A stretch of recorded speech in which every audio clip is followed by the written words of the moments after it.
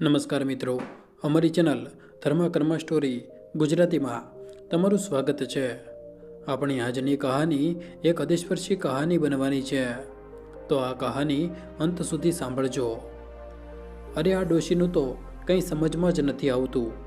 ખબર નહીં ક્યાં સુધી નવી નવી દુલ્હનની જેમ પોતાના રૂમમાં બેઠી આંસુ વહાવવાનું નાટક કરતી રહેશે। લાગે છે આના દીકરીઓને આને ખૂબ પોતાના માથે ચડાવી રાખી છે। કંઈ કહેતા નથી ને એટલે આને આવા બધા નખરા આવે છે। ખબર નહીં આ ડોશીને જવાબદારી નામની વસ્તુઓ ક્યારેય અહેસાસ પણ થશે કે નહીં। ખબર નહીં એમના પતિએ એમને કેવી રીતે સહન કરી લીધા। મને તો એવું લાગે છે કે આ તો આપણા જમાનામાં પણ કોઈ પણ કામને જવાબદારીથી નહીં કરતી હોય। એની વાતો સાંભળીને શકુંતલા બહેન ખાટલા પર બેઠા રડતા જઈ રહ્યા હતા।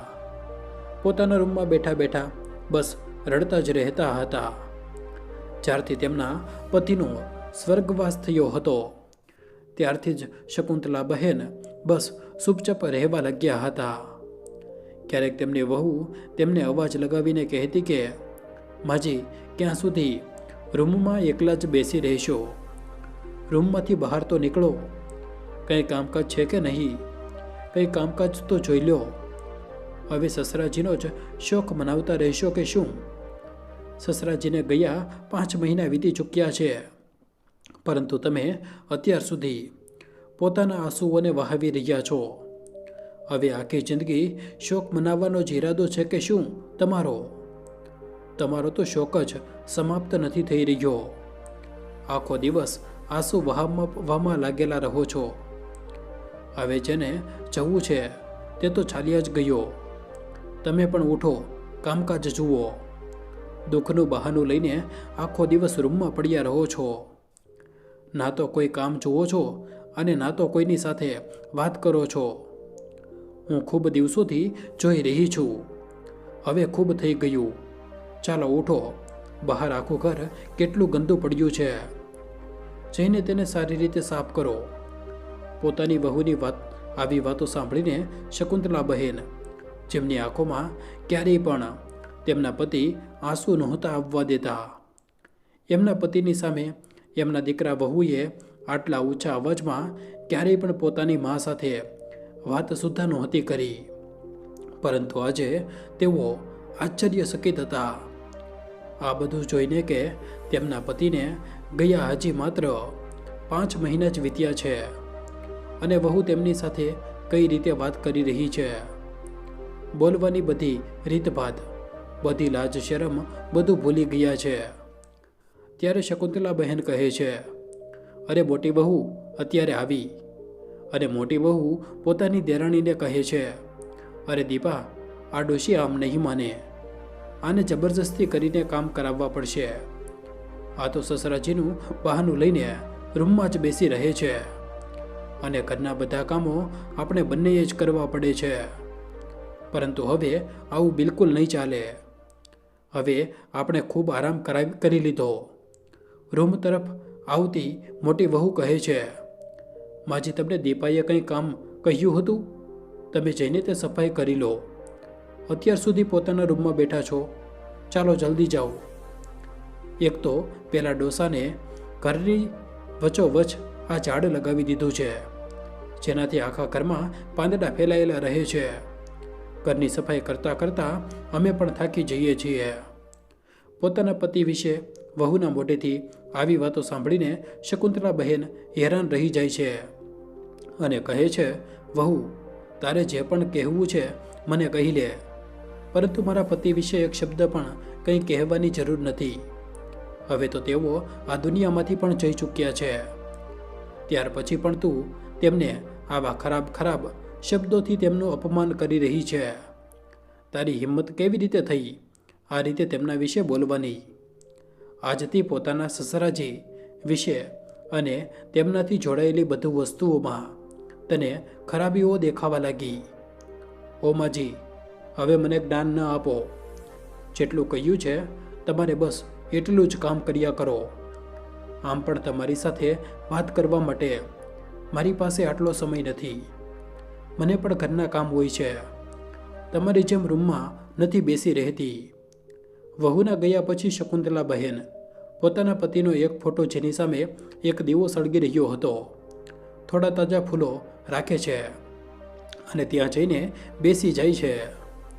આંખોમાંથી આંસુ ખળખળ વહેતા જઈ રહ્યા છે.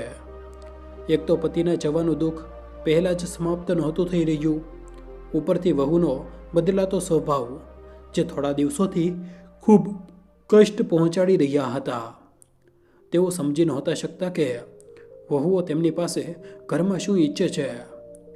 તેમને એવું લાગી રહ્યું હતું જાણે તે તો ક્યારની પોતાના સસરાના જવાની રાહ જ જોઈ રહી હતી અને કદાચ એવું વિચારી રહી હતી કે સસરાજી ક્યારે જાય અને અમે આ ઘર પર પોતાનું શાસન કરીએ. જોઈ રહ્યા છો તમારી વહુને? માજી ફરીથી એ જ આંસુ વહાવવા બેસી ગયા છો કે શું? જલ્દીથી જે કામ બતાવ્યું છે તે કામને સમાપ્ત કરી દો. પોતાના દુઃખથી દુઃખી શકુંતલા બહેન કંઈ નહોતા કહી શકતા. તેઓ ચૂપચાપ સાવરણી ઉપાડીને આખા ઘરમાં સાવરણી લગાવવા લાગ્યા. આખા ઘરમાં સાવરણી લગાવ્યા પછી ઝાડ પરથી બધા પાંદડાઓને ખંખેરવા લાગ્યા અને વિચારવા લાગ્યા કે આ મારા પતિની નિશાની છે અને વહુને આ જ ઝાડ હવે નકામું લાગવા લાગ્યું છે.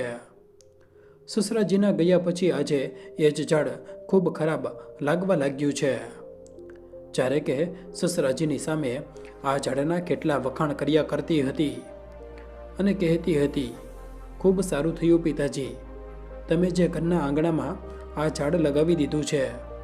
એટલું મોટું ઝાડ થઈ ગયું છે કે હવે તો આના પર જામફળ પણ આવવા લાગ્યા છે અને આના જામફળ ખૂબ મીઠા છે.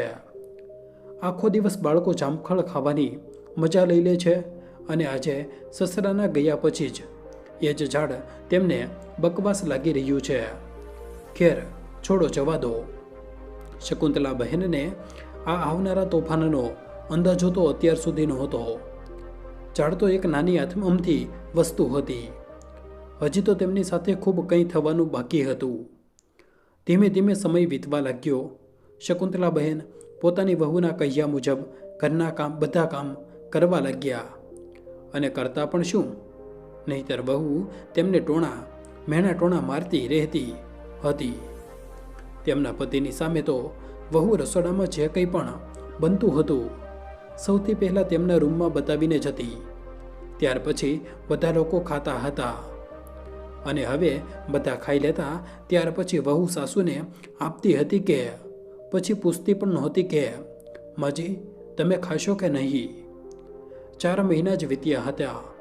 એક દિવસ શકુંતલા બહેન પોતાના દીકરાને કહે છે, દીકરા, તારા પિતાજીએ મારા નામની જે એફડી કરાવી રાખી હતી તે 2 મહિના પછી પૂરી થઈ જશે અને તેના જે પૈસા મળશે.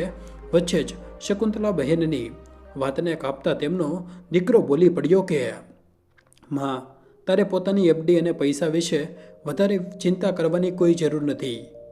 જ્યારે એફડીના પૈસા આવશે તો અમે બંને ભાઈ મળીને જ જોઈ લઈશું કે તેનું શું કરવાનું છે. અમારે બંનેને કેટલા લેવાના છે. તારે આના વિશે મગજ લગાવવાની જરૂર નથી. આ તારું કામ નથી. આ કેવી વાતો કરી રહ્યો છે દીકરા? તારા પિતાજી તો મને દરેક વસ્તુમાં પૂછતા હતા, મારો આઈડિયા લેતા હતા અને મારા પૂછ્યા વગર કોઈ કામ નહોતા કરતા. અને આજે તું મારા જ પૈસા માટે મને કહી રહ્યો છે કે મારે કંઈ પણ જાણવાની જરૂર નથી. પિતાજીને રહેતા તું પણ તો કેટલા મોટા કામ માટે મારી પાસે જ પૈસા માંગ્યા કરતો હતો. પરંતુ હવે સમય બદલાઈ ગયો છે માં. પહેલાં જેવું નથી રહ્યું. તારું પણ ઘડપણ આવી ગયું છે. ચૂપચાપ એક ખૂણામાં બેઠો રહે. આ પૈસાનો હિસાબ કિતાબ અમે અંદરો અંદર મળીને જોઈ લઈશું. તારે આમાં દખલગીરી કરવાની બિલકુલ પણ જરૂર નથી. અને હા માં, 2 મહિના પછી અમારા ખેતરમાં જે પૈસા આવવાના છે તે પણ અમે તને નહીં આપીએ. અમે અંદરો અંદર જ પોતાની રીતે હિસાબ કિતાબ કરી લઈશું. પોતાના દીકરાઓની આ વાતો સાંભળીને શકુંતલા બહેનના ચહેરાનો રંગ ઉડી ગયો. કે જે દીકરા ક્યારેય તેમને સામો જવાબ નહોતા આપતા. દરેક વાતમાં બસ હા મમ્મી, હા માજી કહેતા થાકતા નહોતા. તેઓ આજે સામે બેઠા તેમને ચૂપ રહેવાનું બોલી રહ્યા છે અને કહી રહ્યા છે, એક ખૂણામાં બેઠી રહો.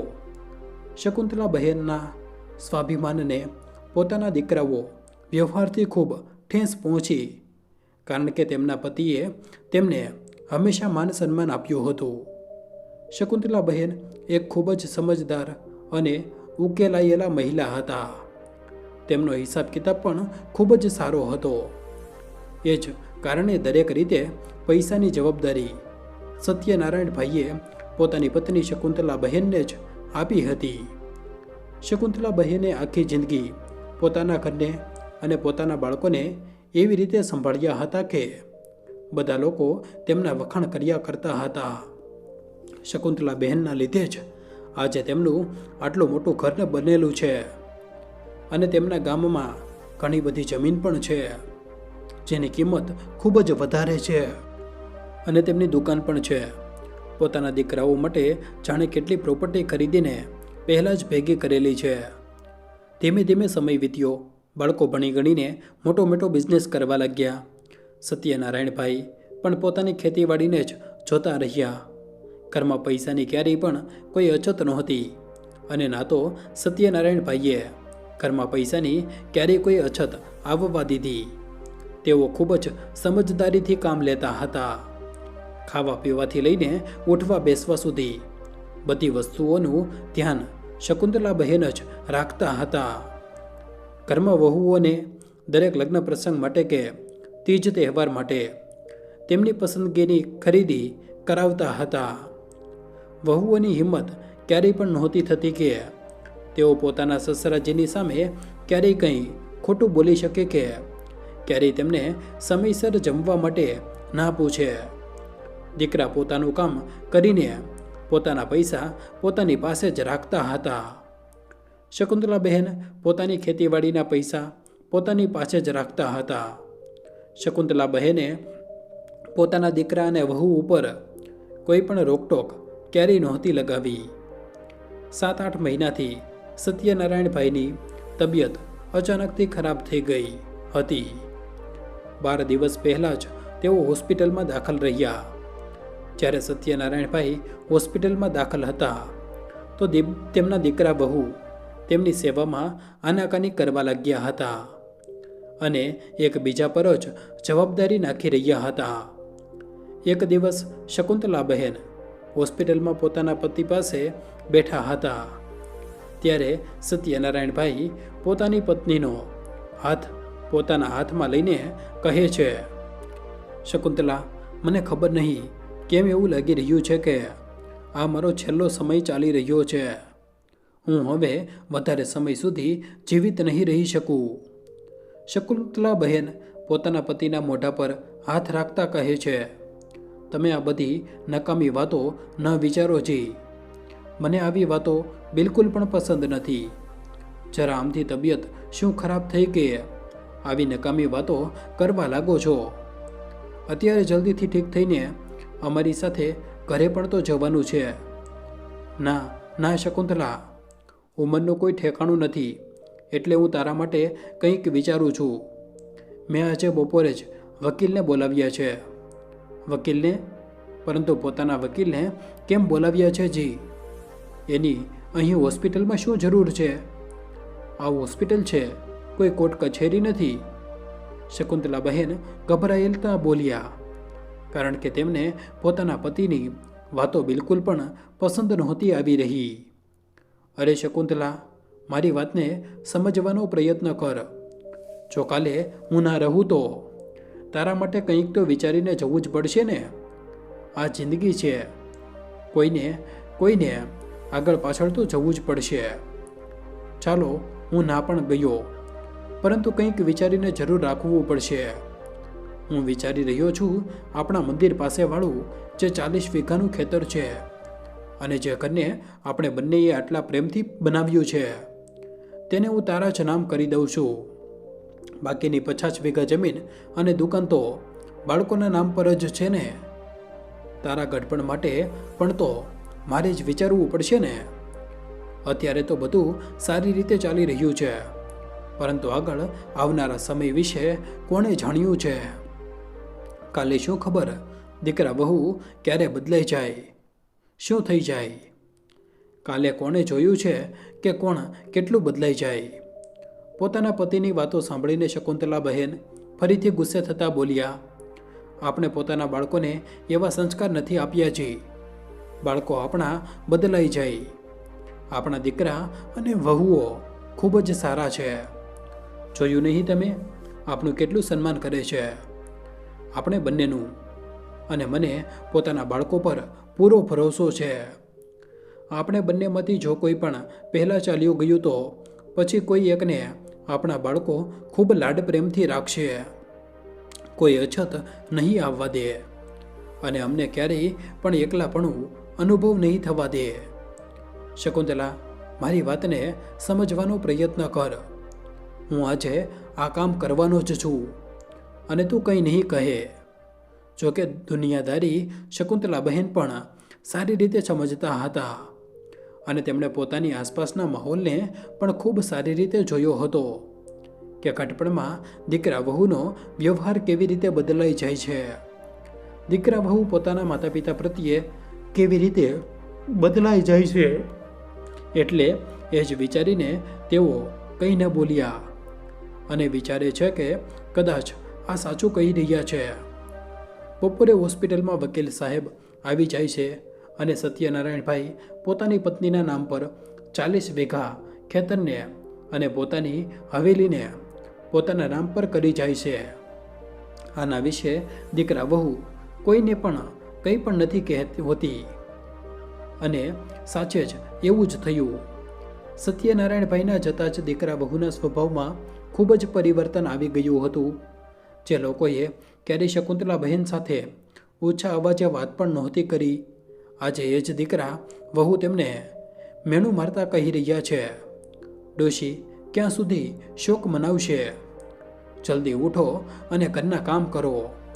ધીમે ધીમે માહોલ હજી પણ બગડતો જઈ રહ્યો હતો. દીકરાઓ બધી ખેતી પર અને પૈસા પર પોતાનો કબજો જમાવી લીધો હતો.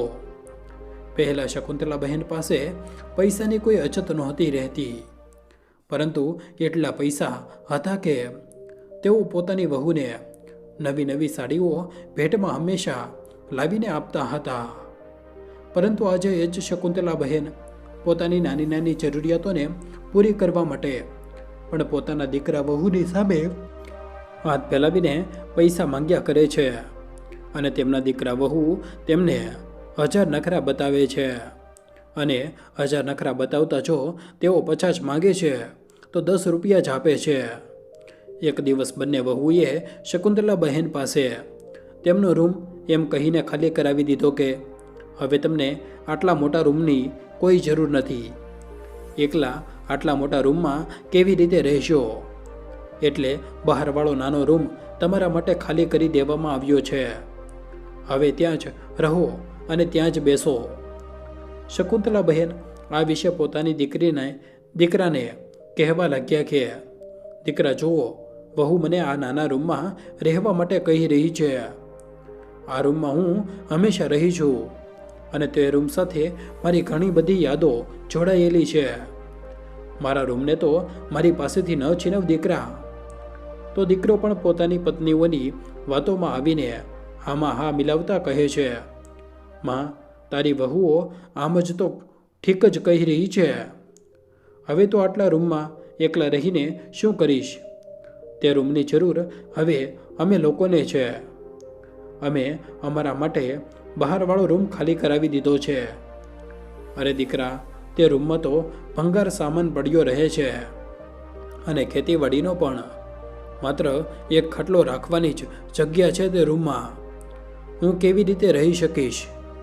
શકુંતલા બહેનના ના પડ્યા પછી પણ દીકરા તેમનો ખાટલો ઉપાડીને બહારવાળા રૂમમાં નાખી દે છે. પોતાના દીકરા વહુના વ્યવહારથી શકુંતલા બહેન ખૂબ વધારે દુઃખી થાય છે. આંખોમાંથી આંસુ વહી જઈ રહ્યા હતા. દિવસે ને દિવસે તેમની હાલત ખરાબ થઈ જઈ રહી હતી. કારણ કે આ દીકરા વહુ પણ તેમની પાસે ખૂબ વધારે કામ કરાવવા લાગ્યા હતા અને જમવાનું પણ સારી રીતે નહોતા આપતા. હવે શકુંતલા બહેન પાસેથી તેમની દરેક વસ્તુ છીનવી લેવામાં આવી હતી. તેમનો રૂમ છીનવી લેવામાં આવ્યો હતો અને તેમના રૂમ સાથે જોડાયેલી જીવન જીવવાની યાદો પણ છીનવી લેવામાં આવી હતી અને તેમને ઘરના કામોની જવાબદારી આપી દેવામાં આવી હતી. એક દિવસ શકુંતલા બહેન ઘરમાં લાગેલા પેલા જામફળના ઝાડ નીચે રહેલા ખાટલા પર બેઠા હતા. ત્યારે તેમનો પુત્ર રમતા રમતા આવ્યો અને રમવામાં ધક્કો મારી દીધો. શકુંતલા બહેન નીચે પડી ગયા. ઘડપણનું શરીર હતું જગ્યાએ જગ્યાએ ચોલાઈ ગયું અને ખૂબ દુખાવો થવા લાગ્યો. આટલી તકલીફમાં પણ વહુએ તેમની કોઈ સેવા ન કરી. પરંતુ એક દિવસ તો તે તેમની રાત્રે વાસી જમવાનું આપીને ચાલી ગઈ. શકુંતલા બહેનથી રાતનું વાસી જમવાનું ન ખવાયું, કારણ કે તેમણે જીવનમાં ક્યારેય પણ વાસી જમવાનું નહોતું ખાધું. તે હંમેશા તાજું જમવાનું જ ખાતા હતા અને બનાવતા પણ હતા અને બધાને પણ તાજું જમવાનું જ ખવડાવતા હતા. બીજા દિવસે વહુ જ્યારે રૂમમાં જમવાનું આપવા માટે આવી તો જમવાનું રાખેલું જોઈને કહે છે, કેમ તમે જમવાનું કેમ નહોતું ખાધું? હવે તમને બીજું જમવાનું નહીં મળે. પહેલાં આ જમવાનું પૂરો કરો, ત્યારે જ અમે બીજું જમવાનું આપીશું. શકુંતલા બહેન કહેવા લાગ્યા, વહુ, મારાથી વાસી જમવાનું નથી ખવાતું, મને તાજી રોટલીઓ આપી દો. અચ્છા જી, આવી મોટી તાજી રોટલી ખાવાવાળી. એક તો તમારો રૂમ રસોડાથી આટલો દૂર છે, ઉપરથી હું તમને વારંવાર તાજી રોટલીઓ આપવા માટે અહીં આવી રહો. જો તમને તાજું ખાવાનો આટલો જ શોખ છે ને, તો રસોડામાં આવીને બેસી જાઓ. એટલે દૂર સુધી હું તમને પીરસીને જમવાનું આપવા નથી આવી શકતી. આ મારાથી નહીં થાય. રસોડામાં નાની વહુ જમવાનું બનાવી રહી હતી, પરંતુ તે પોતાના બાળકોને તાજું જમવાનું બનાવીને ખવડાવવામાં વ્યસ્ત હતી. શકુંતલા બહેન રસોડાની બહાર વરંડામાં ત્યાં જઈને બેસી ગયા. પોતાની વહુ પાસે રોટલી માંગવા લાગ્યા. વહુએ એક બે વારમાં ન સાંભળ્યું તો શકુંતલા બહેન ધીમેથી રસોડામાં ગયા અને ટોપલીમાંથી તાજી રોટલી ઉપાડવા લાગ્યા. વહુએ ગરમા ગરમ ચીપિયો સાસુમાના હાથ પર છોડી દીધો. ગરમા ગરમ ચીપિયો હાથ પગમાં લાગવાથી શકુંતલા બહેનની સીચ નીકળી ગઈ અને તેમના હાથમાં જે રોટલીઓ હતી તે ઝટપટ છૂટીને જમીન પર પડી ગઈ. ડોશી, તારી હિંમત કેવી રીતે થઈ રોટલીઓ ઉપાડવાની? જોઈ રહી છો ને, હું અત્યારે પોતાના બાળકોને ગરમા ગરમ રોટલીઓ બનાવીને ખવડાવી રહી છું. થોડી વાર ધીરજ નથી રાખતી કે શું? ડોશી વહુના ચીપિયાવાળા વ્યવહારને જોઈને શકુંતલા બહેન હેરાન થઈ ગયા. તેમની આંખોની સામે અંધારું છવાઈ ગયું અને વિચારવા લાગ્યા કે આજે એમના જ ઘરમાં એમની વહુઓ ચીપિયાથી મારી રહી છે. આટલું અપમાન થઈ રહ્યું છે મારું મારા જ ઘરમાં. જુઓ હું શું હતી અને શું થઈ ગઈ છું. મારી વહુએ મારા શું હાલ કરી દીધો છે. જે વહુઓ મારી આગળ પાછળ માજી માજી કહેતી ફરતી હતી, આજે મને પોતાની આંગળીઓ પર નચાવી રહી છે અને મને એક એક રોટલી માટે તડપાવી રહી છે અને ચીપિયો પણ મારી રહી છે. દીકરાઓએ બધી સંપત્તિ પચાવી પાડી છે અને મને એક એક પૈસા માટે તડપાવી દીધી છે. રસોડામાં જ જમીન પર પડી ગયા શકુંતલા બહેન. ક્યારેક વહુને જોતા તો ક્યારેક પોતાના હાથ પગ પર પડેલા ચીપિયાના કારણે થયેલા નિશાનને. હાથ પગ એકદમ લાલ થઈ ચૂક્યા હતા. શકુંતલા બહેન વહુનો આપેલો આ ઘાસ સહન ન કરી શક્યા અને 1 કલાકમાં જ તે દાઝેલી જગ્યા પર ફોલ્લા આવી ગયા. થોડી વાર પછી વહુ જમવાનું લઈને ગઈ, પરંતુ આજુ શકુંતલા બહેને વહુના આપેલા જમવાને ન ખાધું. આવું અપમાનજનક જમવાનું ખાવાથી તો સારું છે કે હું જીવતા જીવ જ મરી જાઉં. હું હવે વહુના હાથનું જમવાનું નહીં ખાઉં. જે વહુ મને રોટલી આપવાની જગ્યા પર છીપિયાથી મારા પર વાર કરે છે. હવે તારા દ્વારા બનાવેલા જમવાને નહીં ખાઉં. મોટી આવી જમવાનું આપવાવાળી. શકુંતલાબહેન પોતાના રૂમમાં આવીને બેસી જાય છે અને ખૂબ વાર સુધી રડતા રહે છે.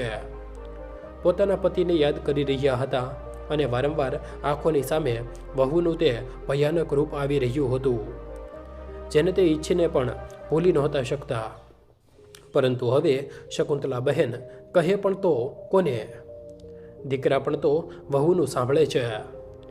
તેઓ પોતાની તિજોરીમાંથી એક નાનકડી બેગ કાઢે છે અને તે બેગમાં પોતાના કપડાં રાખી લે છે અને ઘરમાંથી નીકળી જાય છે પોતાના પિયર જવા માટે. તેમના પિયરમાં તેમનો ભાદભર્યો પરિવાર હતો.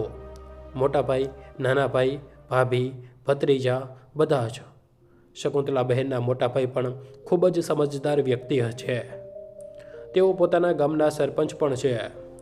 શકુંતલાબહેનના ભાઈએ તેમની બહેનને પોતાના ઘરમાં અચાનક જોઈ તો હેરાન રહી ગયા અને કહેવા લાગ્યા કે શકુંતલા, તું ક્યારે આવી અને અચાનક? બધું ઠીક તો છે ને? શું થયું શકુંતલા? તું ચૂપચાપ કેમ છે?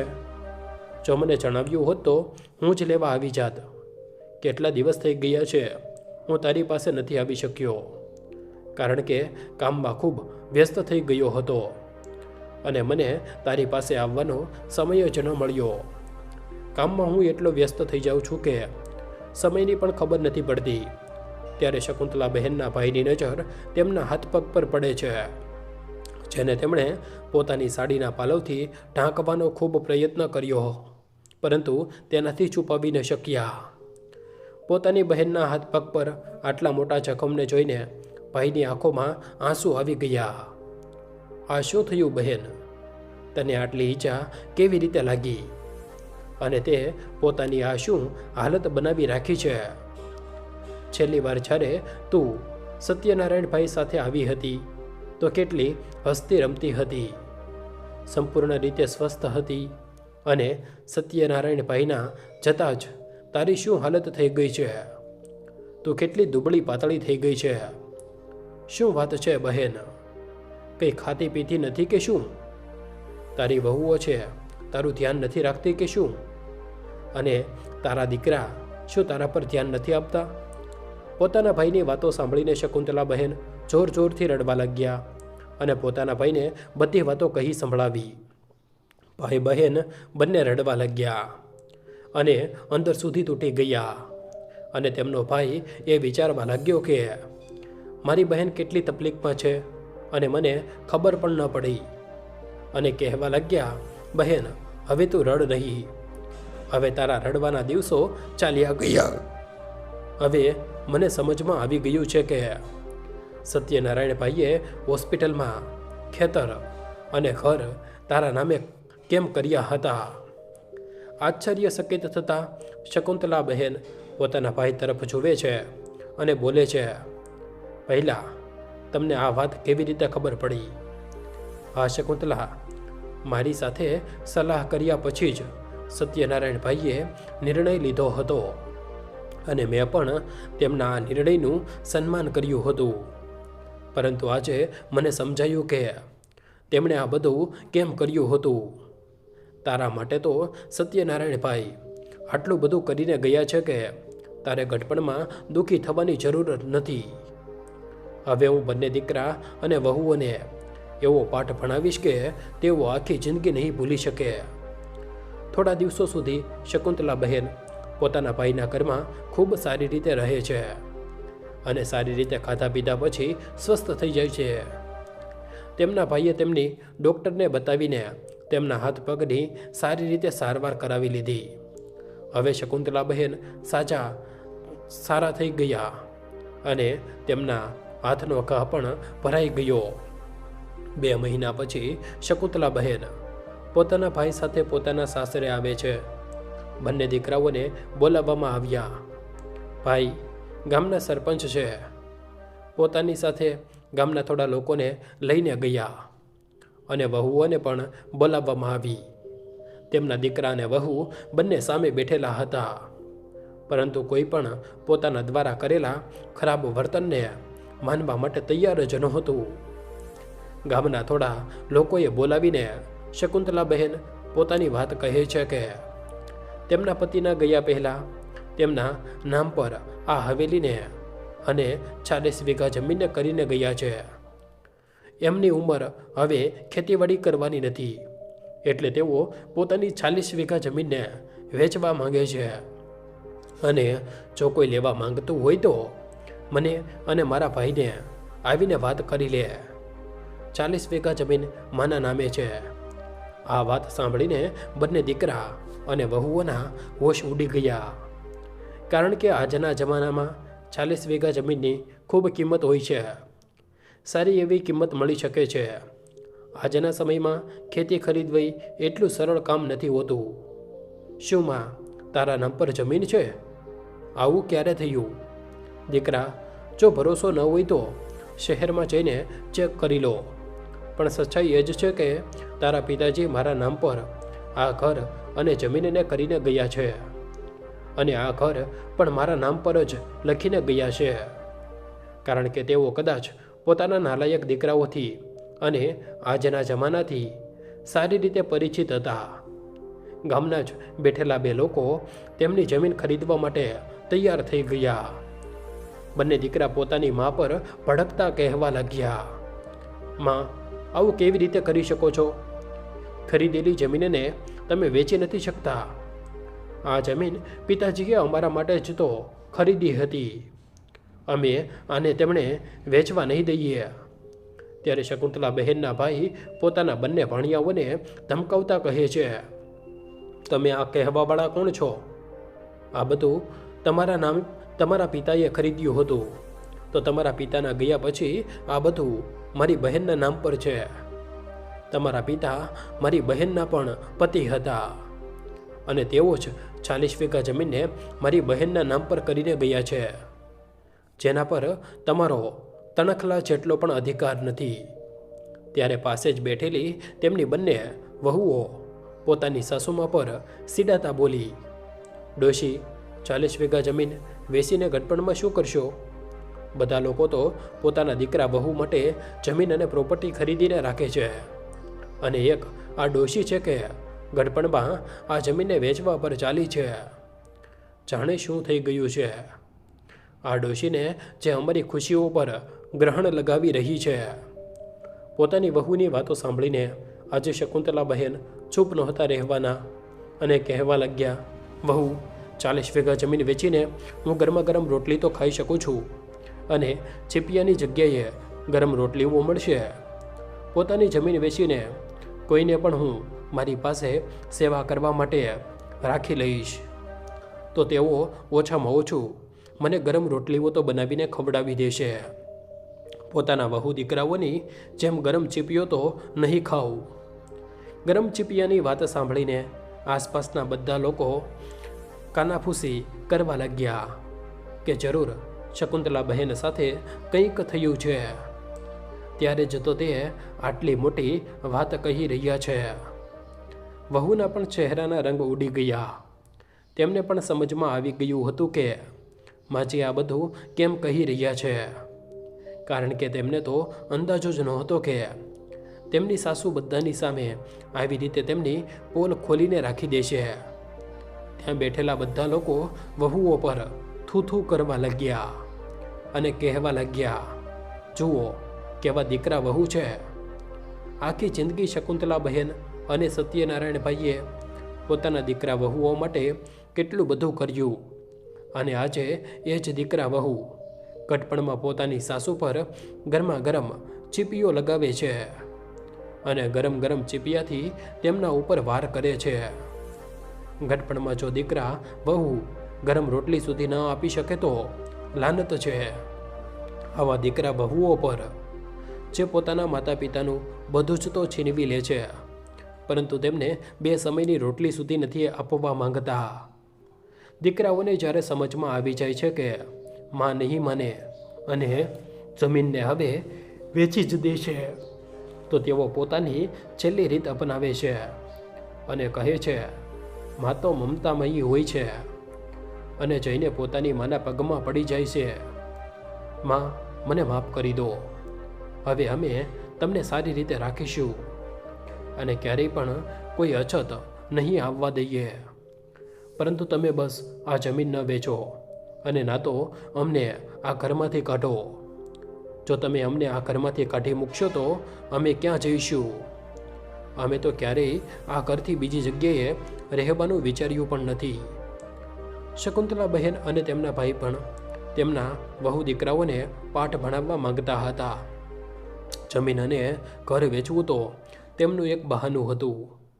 જ્યારે તેમના દીકરા અને વહુ ઘૂંટણ પર આવી ગયા તો શકુંતલા બહેનના ભાઈ પોતાની શરતોને તેમની સામે રાખે છે અને કહે છે કે મારી બહેન ત્યાં સુધી જમીન નહીં વેચે જ્યાં સુધી તમે અમારી શરતોને નહીં માનો. અમારી શરત એ છે કે તમે બંને દર મહિને 20,000 તેમના હાથમાં આપશો.